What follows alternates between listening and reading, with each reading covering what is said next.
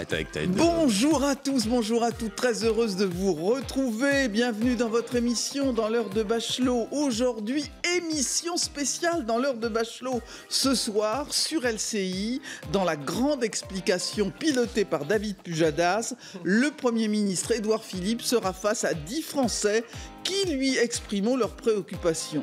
En partenariat avec la plateforme make.org, pour LCI.fr, nous avons recueilli plus de 100 000 de vos propositions. Voilà celles que vous avez plébiscitées. Édouard Philippe, 10 Français et des questions qui fâchent. Les retraités considèrent être les grands perdants du calendrier fiscal. Faut-il alors augmenter le montant des pensions de retraite? Je vais lui demander si lui, il arrive à vivre avec 16 € par jour. C'est un sujet qui revient en boucle à propos des petites communes. Comment répondre à la fermeture des services publics en zone rurale? Il faut que les gouvernements successifs arrêtent de vider les territoires ruraux de la substance des services publics. Et enfin, c'est l'un des sujets les plus clivants du grand débat national, le rétablissement de l'impôt sur la fortune. Est-ce réellement la solution pour sortir de la crise des Gilets jaunes? Édouard Philippe répondra ce soir à 20h45 sur LCI. En attendant, on en débat tout de suite dans l'heure de Bachelot. Alors Florian Litzer, vous êtes sur le grand plateau de David Pujadas. Expliquez-nous comment ça va se passer ce soir, Florian. Alors le décor est en train d'être installé. Roselyne, par exemple, la chaise d'Édouard Philippe qui sera juste là, elle n'a pas encore été mise en place. Celle de David Pujadas là-bas non plus. Celles qui sont déjà là, c'est celle des 10 Français, de ces 10 invités qui vont donc pouvoir interroger, exprimer des fois leur colère, leur inquiétude directement au Premier ministre. Et là, regardez, c'est assez intéressant et très important. On est en train de faire les réglages de la lumière. On est avec Roland Pupitreur qui, vous voyez, là, de sa console, arrive à tout contrôler. Alors, il est arrivé il y a à peu près une demi-heure et il est en train de tout vérifier, que toutes les lumières, là, déjà marchent et il va travailler toute la journée. C'est un gros travail qui attend les pupitreurs aujourd'hui parce qu'au fur de la journée, il va y avoir toutes les autres branches qui vont travailler sur ce plateau de la production qui vont vouloir changer des petites choses. Voilà, donc il va falloir s'adapter, tout peaufiner, ça va prendre du temps. Mais rassurez-vous, tout sera prêt normalement pour ce soir à 20h45. Bien, on espère, Florian, on va suivre ça de près. Rendez-vous, donc vous l'avez dit, à 20h45 pour la grande explication d'Édouard Philippe devant les Français. Nous, c'est au téléphone que vous avez rendez-vous avec nous, 01 41 41 10 20, le SMS 426 26 et le hashtag LHDB pour m'envoyer un petit tweet. Pour discuter, écoutez, les meilleurs sont là. Non, faut pas que je dise ça. Mon Dieu, c'est très objectif. Pour ceux qui viennent demain. Oui, c'est ça, c'est sympa. Parce que tous les jours, elle dit ça, les meilleurs sont là. Oui, mais comme on ne le sait pas, c'est pas grave. En fait. Si, je le vois tous les jours. Les enfants. Bonjour Françoise Debois. Bonjour ma chère Roselyne Bachelot. Comment ça va? Ça va super bien. Je sens vous avez sorti le casque à poing, l'épée. Non, le petit plissé, j'ai sorti. Voilà, n'est-ce pas? Sarah El Haïry, bonjour, députée MoDem de Loire-Atlantique, une habituée de notre plateau. Bertrand Perrier, avocat. Bonjour Bertrand, auteur du best-seller « La parole est un sport de combat » dont il a offert un exemplaire dédicacé, bien sûr, à Françoise Debois qui n'en avait nul besoin. Et qui ne l'a pas lu d'ailleurs.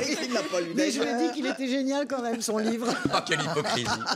Et Véronique Reissoult, bonjour, bienvenue, communicante d'Ansu Consulting et expert en gestion de communication de crise.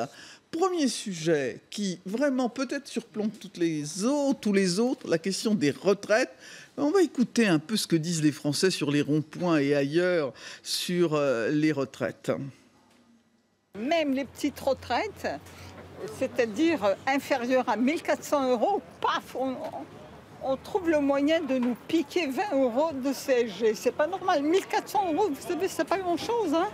Nous, on a travaillé pendant 45 ans pour toucher 1 200 € par mois de retraite. Sur 1 200 € par mois, encore ils s'arrangent pour nous foutre une CSG. Je suis là pour défendre mon pouvoir d'achat. Il a beaucoup baissé. De toute façon, déjà, on a eu l'augmentation de la CSG qui nous ponctionne énormément. C'est plus possible. Alors, non, mais ce qui est très intéressant d'ailleurs dans cette affaire, c'est que des gens s'estiment touchés par l'augmentation de la CSG, des gens qui ne le sont pas. On a eu ça tout au long du grand débat, des interventions des personnes qui nous téléphonent et qui nous disent « je paie l'augmentation de la CSG » alors qu'ils ne la paient pas. Non, mais alors, il y a une question de ressenti. On va revenir sur le fond du sujet. Mais la réalité, si vous voulez, c'est vrai que... Mais j'entends, parce qu'il y a quand même d'abord ce qui domine, c'est le sentiment d'injustice. C'est le sentiment, on a énormément travaillé, à la fin on est tous un peu déçus par nos retraites, enfin quand on est dans la catégorie moyenne. Et là je suis d'accord avec vous, peut-être qu'ils n'ont pas été imputés par l'augmentation de la CSG, mais il y a la désindexation. Comme tout augmente. Mais ils n'ont pas encore. Non, mais comme tout augmente, de toute façon tout augmente, ils ont le sentiment que leur retraite stagne et qu'ils perdent de toute façon globalement chaque mois du pouvoir d'achat. L'électricité augmente, la facture d'énergie augmente, l'alimentation augmente. Quand vous allez faire vos courses, nous peut-être ça passe, mais on voit bien les prix augmentent tranquillement mais sûrement, et là-dessus il n'y a pas d'indexation sur l'inflation. Donc moi je comprends absolument pas par démagogie, Roselyne, je comprends le sentiment parfois même de désespoir des retraités et d'injustice profonde. Non mais c'est un peu comme le froid, il y a le réel et il y a le ressenti. Effectivement, réellement, il n'y a pas eu l'impact de la CSG, mais ils le ressentent parce que, comme le dit Françoise, il y a d'autres choses qui font qu'en réalité, c'est pas le montant des retraites qui importe, c'est le pouvoir d'achat qu'on a avec ces retraites-là. Or, les retraités constatent d'abord qu'ils n'ont pas du tout été augmentés depuis le début du quinquennat, que, objectivement, le minimum vieillesse est d'un montant dérisoire. C'est 880 €. Enfin, mais il a été considérablement augmenté. Il a été augmenté, mais enfin, pour être porté à un niveau vraiment, mais c'est effarant de dire que les retraités qui auront travaillé toute leur vie ou pas, ou parce qu'ils ont eu l'excédent de la vie. Travaillé toute leur vie, non, mais ça dépend. Vous avez les conjoints. Non, mais vous avez 1000 situations. Vous avez les conjoints qui ont travaillé sans cotiser. Vous avez quand même. Ça, c'est sûr. Vous avez les femmes qui ont abandonné leur travail généralement pour la promotion de leur mari parce qu'ils étaient exactement. Donc il y a 1000 situations au-delà des droits à la retraite. Après, on reparlera peut-être dans la suite du débat des questions de pénibilité, etc., qui doivent être posées aussi. Mais c'est vrai que je comprends que par rapport à l'augmentation du coût de la vie, le pouvoir d'achat, qui est finalement la seule chose qui compte pour les retraités, se soit effondré et qu'ils soient très préoccupés par cette question. Je pense qu'on peut dire les choses. Personne va dire « je m'oppose à une augmentation des retraites ». C'est évident. On aimerait tous pouvoir avoir plus de pouvoir d'achat. Et c'est une évidence. Je veux dire, celui qui dit ça, moi, je veux bien le rencontrer. Mais la question, elle est mathématique aujourd'hui. On voit quoi? On voit que à l'heure actuelle, un salarié, c'est 1,7 la moyenne d'actifs pour assurer une pension de retraite. D'ici 2040, ça va être 1,5, ça sera une personne et demie. Et même si tout le monde veut augmenter les pensions de retraite, parce qu'effectivement, il y a cette question de ça se resserre, ça devient de plus en plus dur, mathématiquement, comment on fait? Et c'est là le nœud du sujet. Donc, à très court terme, c'est quoi la réponse? À très court terme, c'est on supprime, on gèle l'augmentation de la CSG, la suraugmentation pour les retraites en deçà de 2 000 €. Deuxième étape, urgence sur quoi? Minimum vieillesse, c'est-à-dire la dignité des personnes les plus fragiles. On l'augmente et on fait des efforts jusqu'à la fin du quinquennat pour essayer d'augmenter cette somme qui permet juste de vivre le plus dignement possible. Deuxième étape, mais la vraie réforme, c'est la réforme de la retraite. C'est pour que 1 € cotisé apporte 1 € de retraite. C'est plus d'égalité, mais c'est aussi la fin, potentiellement, des régimes spéciaux. Et finalement, il y a un moment, il faut la financer, cette retraite. Oui, mais est-ce que je peux rappeler un chiffre, parce qu'il est quand même intéressant.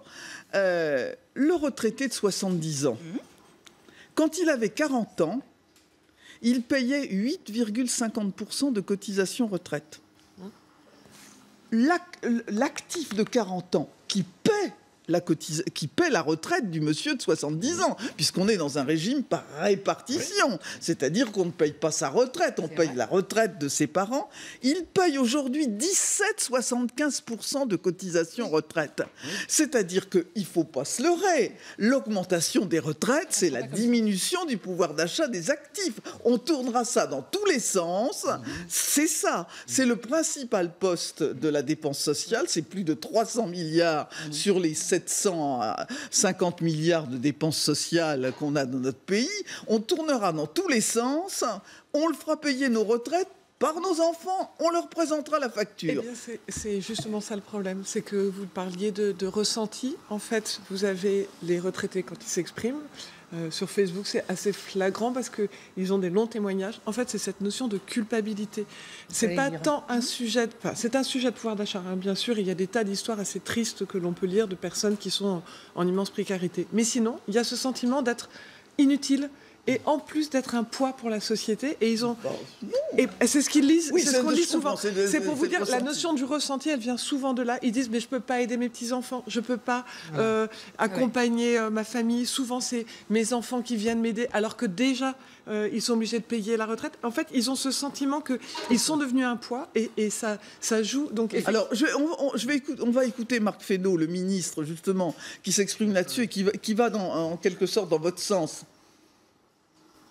Je crois qu'il faut entendre leurs difficultés, leur demande à être respectés et à bénéficier aussi de mesures de pouvoir d'achat parce qu'à nouveau, pour une partie d'entre eux, ils ne sont pas très riches. Il y a une réforme des retraites qui va être posée sur la table et c'est dans ce cadre-là qu'il faut regarder les choses. Mais quand on est retraité, on pense souvent, et moi j'en connais beaucoup, à ses enfants et à ses petits-enfants. Et laisser une dette, c'est faire porter la charge à ceux qui vous succéderont. Et donc je pense que beaucoup de retraités peuvent l'entendre aussi. Oui, justement, c'est ça. Ils disent on ne peut pas aider nos petits-enfants, mais il faut augmenter nos retraites et c'est nos petits-enfants qui vont les payer. Avouez quand même, Françoise. Là, non, mais je suis d'accord, mais c'est peut-être pas aussi simple que ça. C'est pas ça. Non, mais la perte du pouvoir d'achat, déjà, a empêché cette solidarité familiale. Les 50 € qu'ont perdu les retraités, ou 70 €, c'était généralement le plein, 70 €, je dis ça au pif, hein, mais c'est le plein. Oui, c'est l'aide qu'on apporte. C'est le plein aux petits-enfants. C'est le plein de provisions, c'est le plein d'essence. Tiens, chérie, je te fais un... Donc déjà, ils peuvent plus aider. Déjà, c'est un sentiment épouvantable pour des parents. Vous êtes parents, imaginez si un jour vous pouvez plus aider votre enfant. C'est compliqué, déjà, quel que soit l'âge qu'on a, c'est compliqué. Le deuxième point, c'est le sentiment qu'on leur a mal parlé, qu'on ne les considère pas. Et ce sentiment de culpabilité vient du fait qu'au fond, dans ce qui a été dit, les mots employés par le gouvernement, que ce soit Emmanuel Macron ou différents députés, on a pointé du doigt les retraités, avec des phrases tout à fait maladroites sur le thème « il ne faut pas exagérer, les retraités arrête pas de se plaindre, on est riche, etc. » Qui a dit ça ? Mais au début, quand il y avait la polémique, quand Emmanuel Macron, par exemple, voit des retraités en déplacement, lors de sa déambulation, il les engueule, en leur disant qu'il faut faire des efforts. Attendez, on va l'écouter, Emmanuel Macron. Tout le monde doit faire des efforts. Parce que le terme d'engueuler, attendez. Écoutez, j'ai le témoignage d'Emmanuel Macron. Ouais, il n'est pas sympa. Les retraités constituent une partie précieuse de notre nation. Pour ceux qui touchent moins de 2 000 € par mois, nous annulerons en 2019 la hausse de CSG subie cette année. L'effort qui leur a été demandé était trop important et il n'était pas juste. Là, il s'est excusé. Il y a quand même une forme d'honnêteté à l'égard des retraités qui doit être saluée. Ce qui met le feu aux poudres, c'est quand ils déambulent et qu'il y a un groupe de retraités, ils les engueulent en disant qu'il faut faire des efforts. Pas, François, vous êtes de parti pris.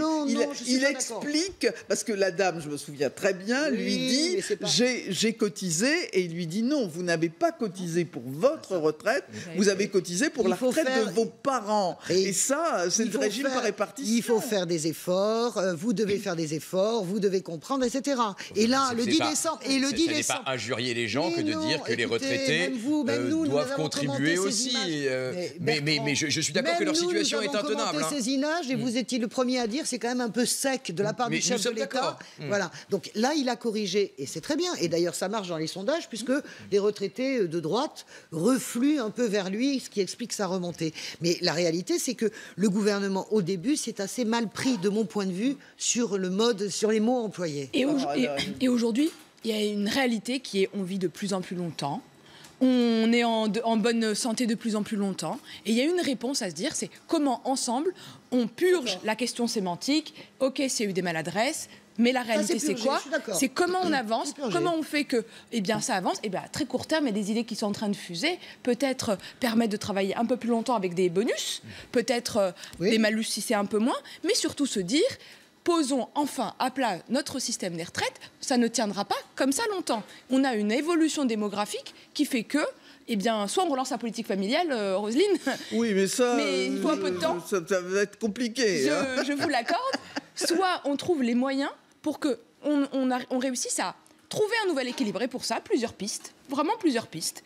La question aujourd'hui de l'overdose, c'est de dire est-ce qu'on indexe ou on réindexe pas sur l'inflation ?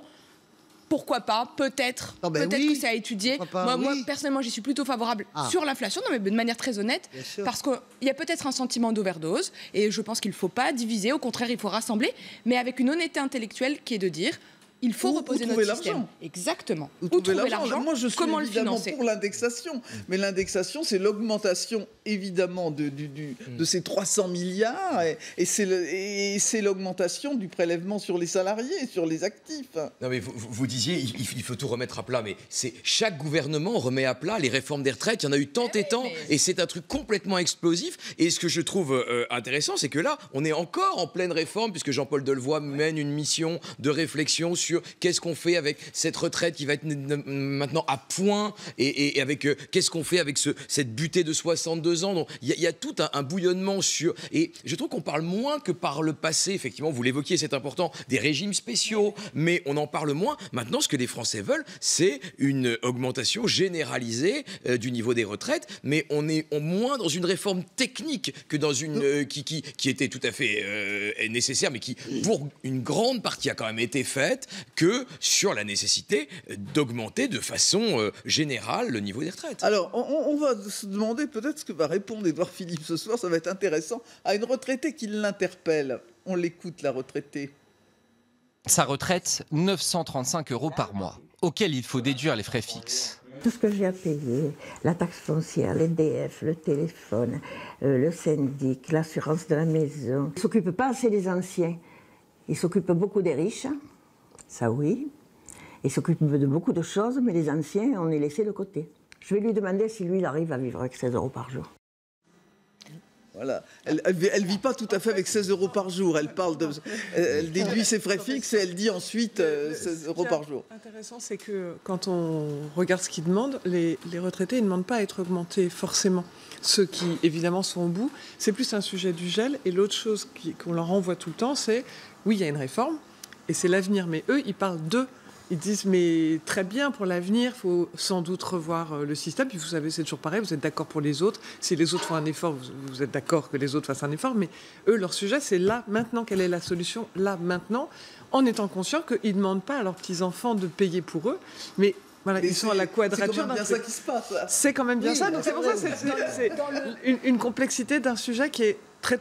ils ont envie de traiter l'urgence maintenant et en disant il y a une réflexion à mener à terme, mais on ne peut pas nous répondre par demain, ça sera différent. Et surtout qu'il y a quelque chose à bien voir, c'est que le taux de remplacement assuré par la retraite est en train d'augmenter continuellement. Parce que ceux que vous dénonciez à juste titre, ou que vous signalez à juste titre, par exemple les carrières des femmes, le taux de remplacement a augmenté 10 points dans les 10 dernières années. Donc il y a des éléments qui poussent à l'augmentation considérable de la masse financière des retraites. Sarah El Haïry. Il y a deux sujets. Si on regarde cette dame, avec beaucoup de dignité, elle nous explique qu'elle n'arrive pas à finir sa fin de mois. Et on voit ses dépenses fixes. Deux possibilités. Soit on fait que sur ces dépenses fixes, il y ait des réponses, bien sûr, on baisse. Et là, typiquement, c'est des réformes autour de la santé, c'est des réformes autour des frais de santé, de la mutuelle, l'énergie. L'électricité, à un moment donné, va de toute façon réaugmenter. On le sait très bien. Il y a eu le gel, donc ça va réaugmenter. Et François de Rugy l'a annoncé après l'hiver. Mais pas que. Mais j'entends cette première dépense de l'énergie, et ça en fait partie, mais pas que. Il y a aussi la question de la dépendance. Aujourd'hui, quand je discute moi avec des personnes retraitées, ils vous disent, moi ma crainte, ma plus grande peur, c'est de ne pas pouvoir payer ma maison de retraite demain. Et donc, du coup, j'ai peur que ce soit les enfants et je ne sais pas comment faire. Et là, ça crée des angoisses. Et finalement, c'est notre responsabilité collective. Et là, c'est vraiment toutes les générations 100% d'accord avec vous. Là, il faut avoir la dignité de trouver une solution et de dire comment chacun peut vieillir en toute je vais dire dignité, peut-être je me répète, mais c'est vraiment le mot. Et en sérénité. On aura une réponse et je sais que demain, je ne mettrai pas en difficulté mes enfants parce qu'ils n'auront peut-être pas les moyens de venir m'aider et de venir compléter. Et ça, c'est une responsabilité. Je suis d'accord, aucun gouvernement n'a vraiment pensé le grand âge. En réalité, on en a beaucoup parlé. Jacques Chirac en avait parlé, avait un peu avancé dessus. Je me souviens que c'était dans le programme d'un certain nombre de candidats en 2007, Sarko, Ségolène, etc.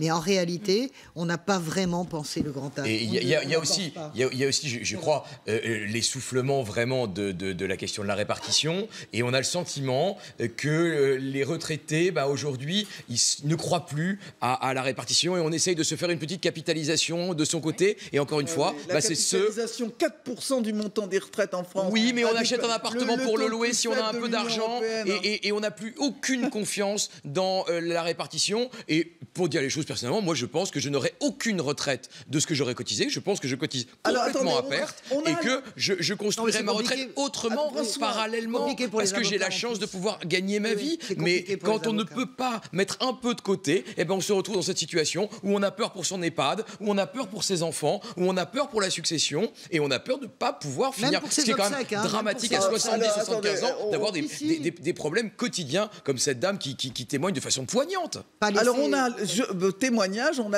d'Albert de Moselle. Bonjour Albert. Bonjour. Alors, vous êtes retraité vous-même, Albert? Bah oui, et c'est la question que j'ai posée.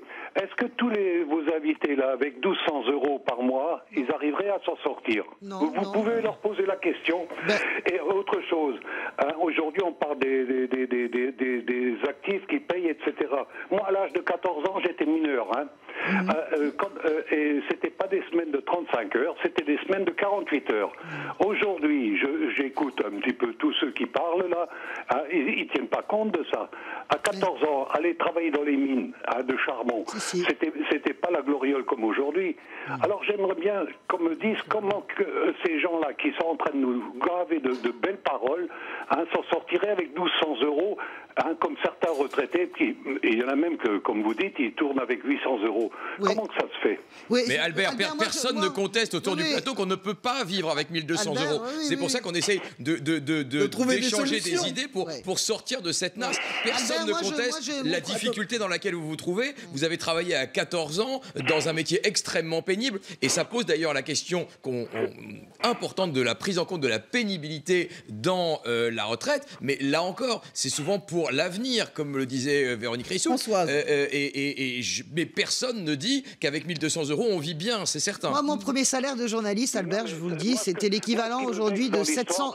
Je vous dis, mais je vous dis, Albert, mon premier salaire de journaliste, c'était l'équivalent de 700 €. C'était vraiment, on était payé vraiment au lance-pierre, et après on a monté les échelons, etc. Donc, je vous dis, pendant des années, je sais ce que moi, ça veut dire de vivre avec 1000, 1200 €. Ne pensez pas que sur les plateaux, il n'y a que des gens qui ont... Je le dis, parce que je le dis, ne pensez pas que sur les plateaux, il n'y a que des gens nantis qui ont commencé et qui ont toujours été ce qu'ils sont. On a tous beaucoup galéré aussi pour travailler.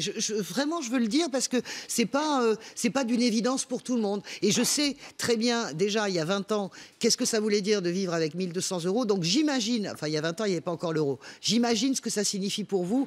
Moi, je combats pour l'augmentation de votre retraite. Sarah El Haïry, il ne s'agit pas... Albert, personne n'a dit que c'était facile.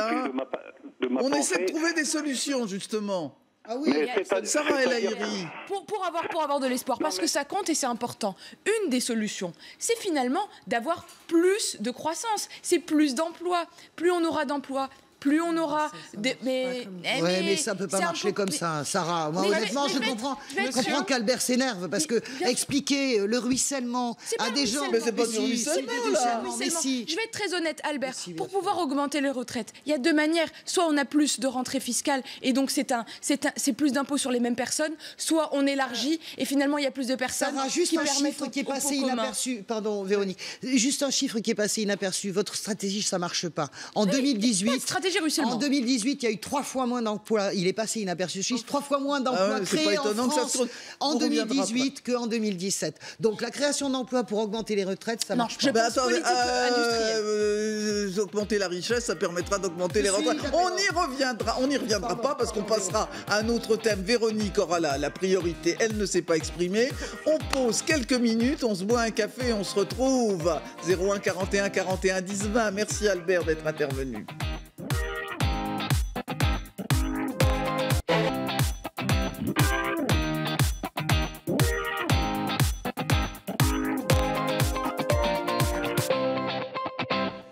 Allez, on reprend notre débat, ça chauffe dans l'heure de Bachelot et puis ça va chauffer ce soir puisque, vous le savez, à 20h45 sous l'égide de David Pujadas, Édouard Philippe, le Premier ministre, sera face à 10 Français qui vont lui poser des questions.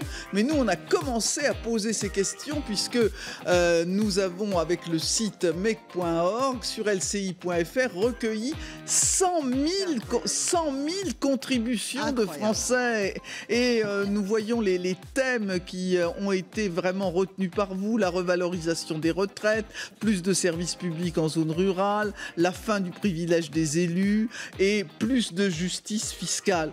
Eh bien justement, on va se poser la question des services publics. On écoute les maires. Emmanuel Macron était face à eux dans le grand débat. Les maires se plaignent de cette disparition réelle, supposée, des services publics en zone rurale.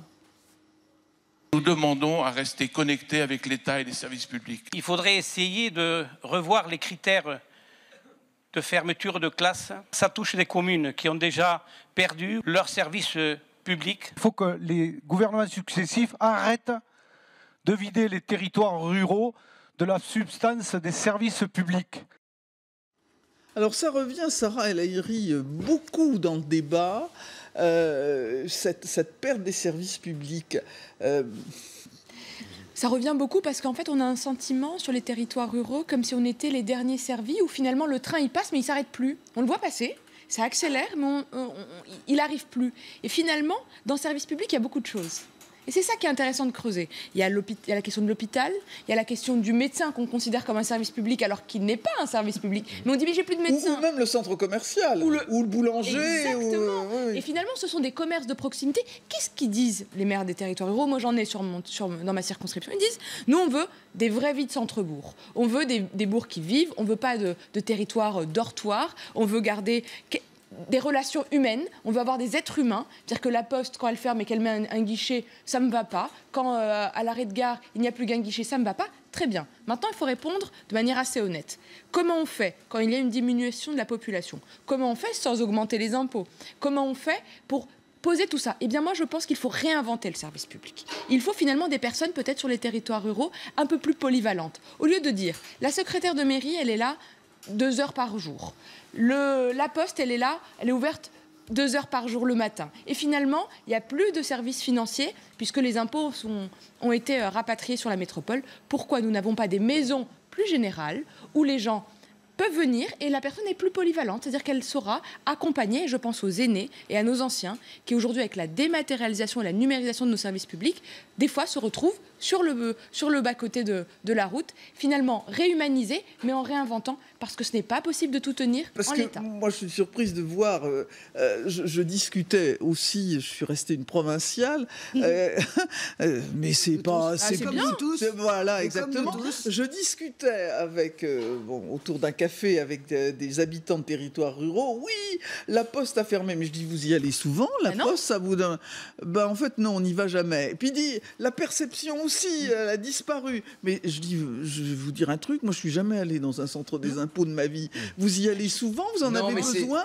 Non, mais c'est une question de symbole, Roselyne. Bah non, mais d'accord, mais ça coûte cher. Mais ce que vous dites est évidemment très intéressant, mais ça suppose aussi une révolution de la fonction publique qui est sectorisée aujourd'hui et des agents qui relèvent de ministères différents et de chacun en silo. Et il y en a un qui relève de l'administration fiscale et l'autre qui relève d'une collectivité territoriale. C'est-à-dire c'est même pas le même cadre d'emploi. Donc ça suppose une souplesse. Je dis pas que c'est pas intéressant. Je dis que c'est extrêmement compliqué statutairement à mettre en œuvre. Et effectivement, on a l'impression que effectivement les gens sont laissés pour compte. La poste ne relève plus de la fonction publique. Que la poste ne relève plus. Et puis alors, effectivement, c'est ce que vous disiez très justement, Roselyne. Il y a le rôle du privé aussi là-dedans. Comment inciter dans la politique urbanistique générale, les supermarchés, les grandes enseignes, à aussi ne pas déserter les petits bourgs.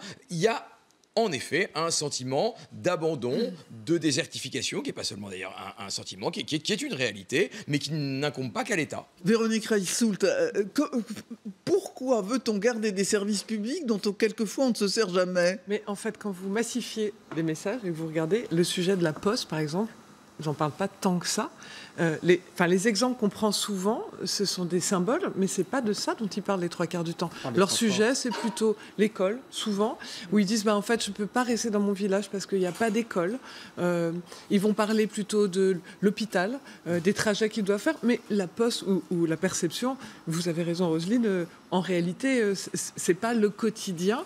Ensuite, ils ne mélangent pas la réalité des grandes surfaces et du besoin de faire ses courses à proximité, parce qu'ils sont assez conscients que s'il n'y a personne, je ne gagne pas d'argent, donc je ne vais pas venir. Enfin, il y a quand même une logique, les gens ne sont pas complètement hors sol. C'est plus pour eux ce sujet de l'école et des services hospitaliers. Et ils se posent toujours la question de la médecine de proximité, oui, c'est ça. D'ailleurs, que des services hospitaliers. Oui, mais ce que je veux dire, c'est qu'on lit souvent, il y a une maternité qui ferme, mais comment je vais faire? Il va falloir que j'aille loin. Donc c'est angoissant. C'est plus ces sujets-là. Et ce qu'on lit très souvent, c'est qu'en fait, ils ne comprennent pas les arbitrages. Ils peuvent comprendre un arbitrage. Il n'y a pas beaucoup d'habitants. On peut comprendre que ce service public ne soit plus là. Ils ne comprennent pas les arbitrages qui sont faits dans la répartition de la manne financière en disant, mais en fait, on nous explique toujours avec des grandes sommes. Et on aimerait bien avoir un pourcentage, savoir en gros où va l'argent et pourquoi est-ce qu'on le fait. Je vous lis ce tweet de Lily Lafronde qui porte bien son nom. Par ailleurs, ça devient un peu criminel. Je pense que le terme de criminel est peut-être pas utilisé de façon pertinente, mais enfin, ça devient un peu criminel. Cette manie de supprimer tous les services publics des territoires enclavés pour en traiter ensuite les habitants de gros réfractaires à la transition écologique parce qu'ils utilisent leur bagnole à tout bout de champ. Je l'aime bien, c'est un peu caricatural. Lily Lafronde, mais c'est pas mal.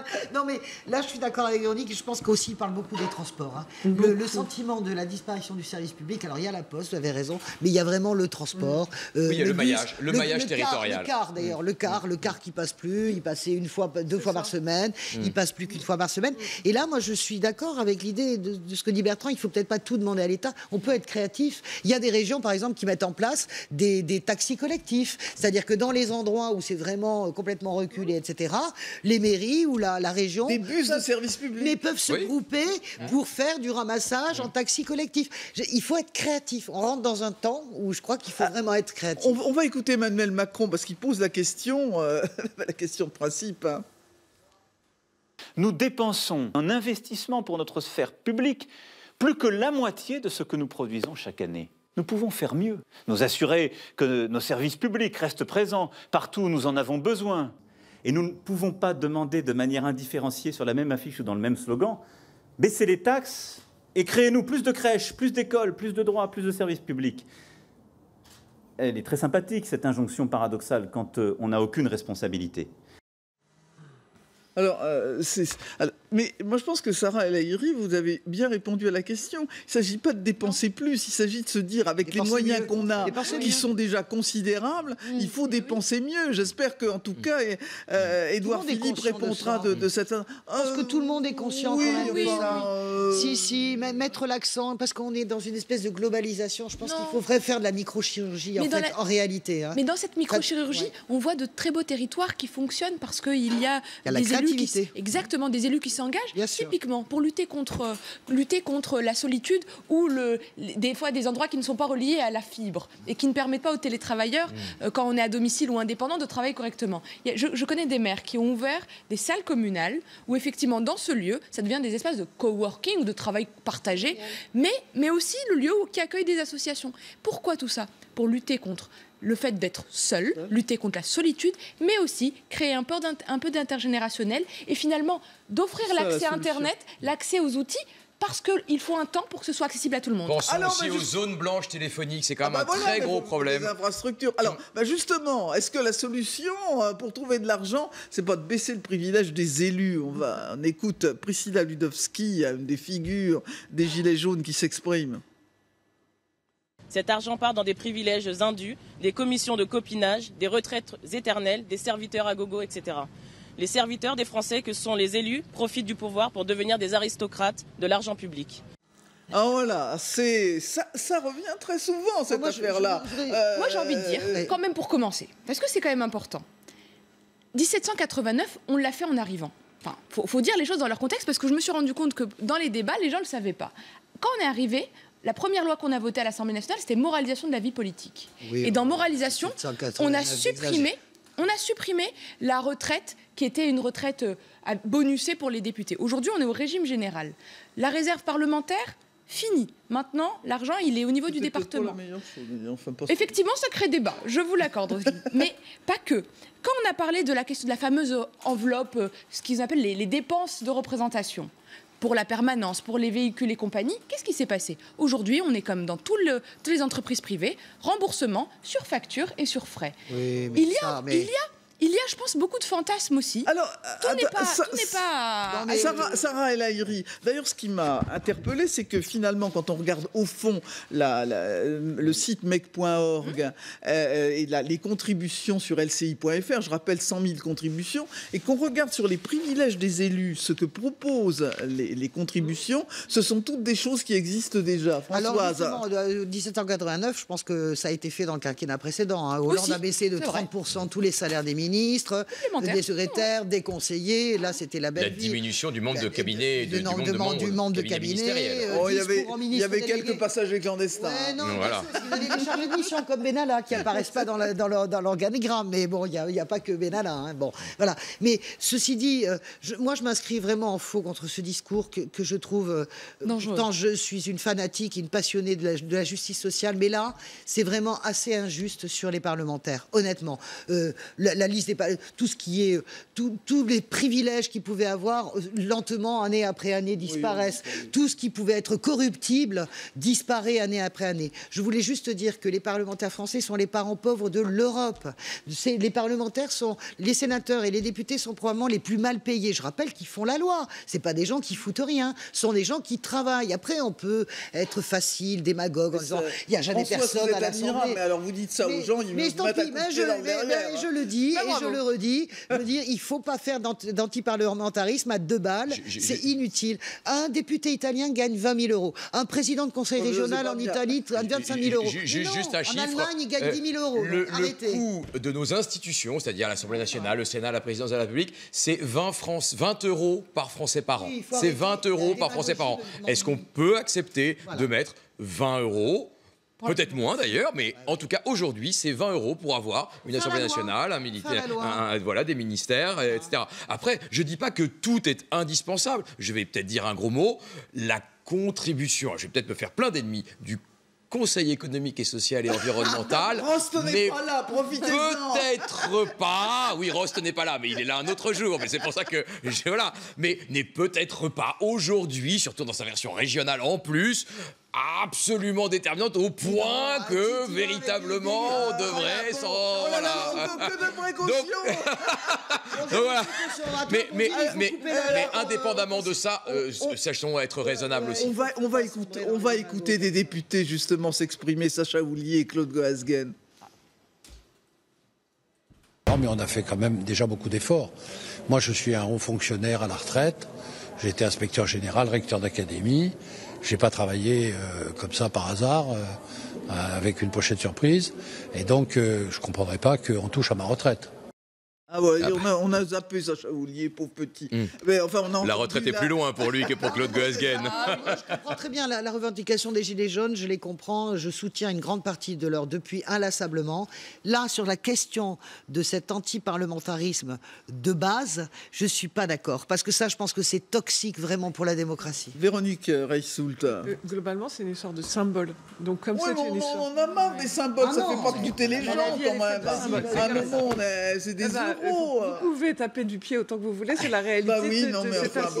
Et la preuve, c'est que regardez ce que vous avez eu comme... ma tête est malade, c'est ça. Regardez ce qu'il y avait sur votre fameuse plateforme change.org.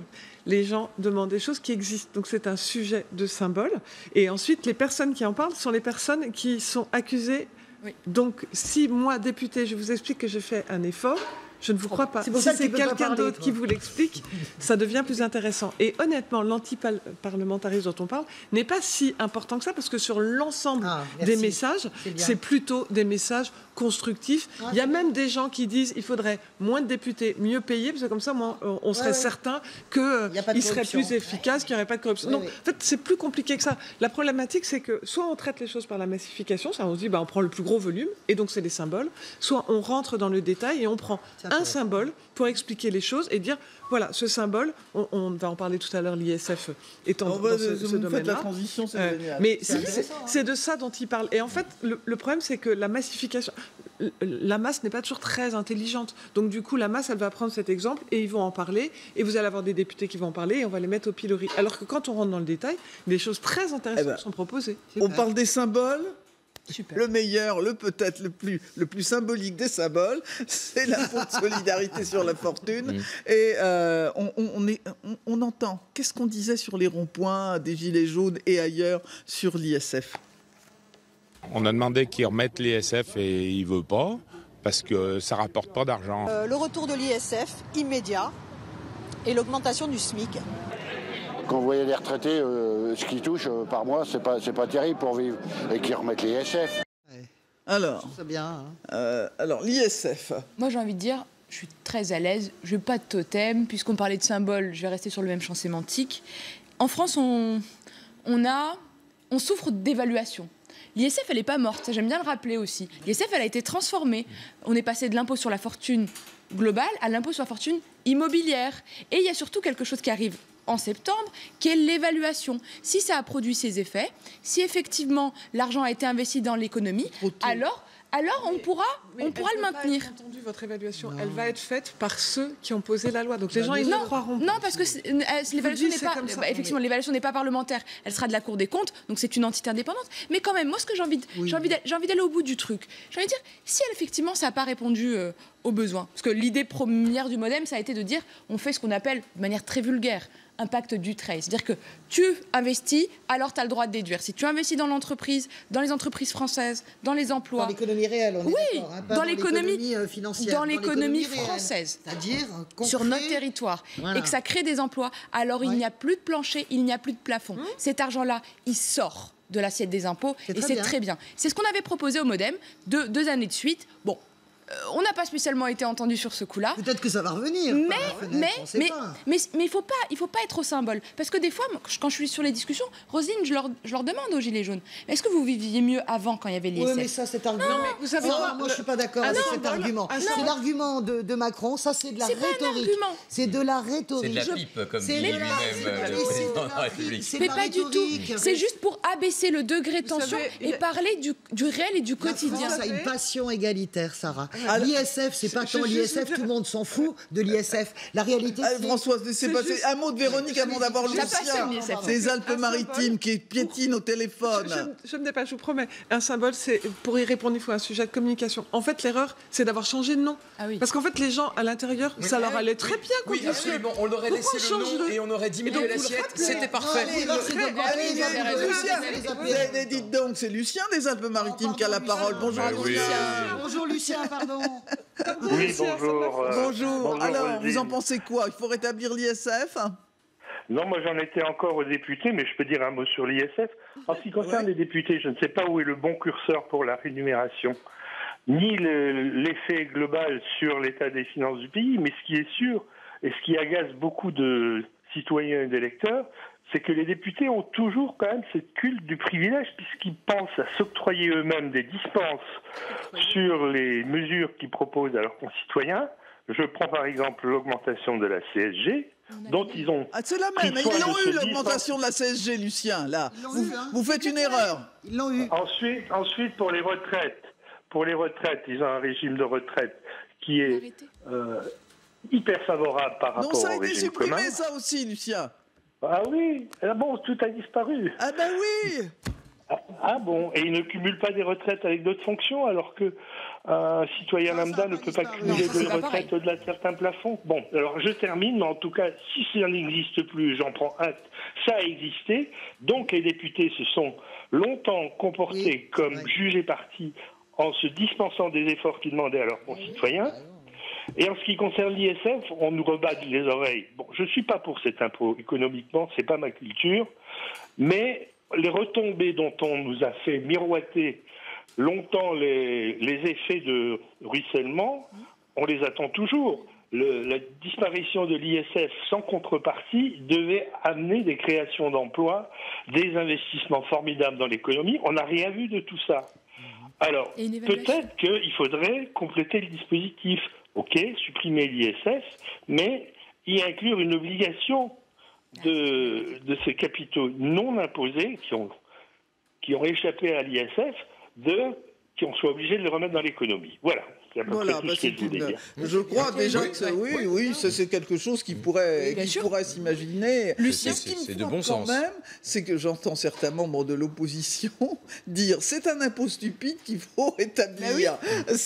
Il y a un moment où je sais bien, Véronique Reichsoult, que vous dites qu'il y a des symboles, mais quand on a, oui, mais enfin, si vous remettez le même, vous changez rien. Vous l'appelez ISF. Je vous assure que le symbole est là. Non, et vous baissez pas les APL. Et vous augmentez pas la CSG en même temps, c'est ça le sujet.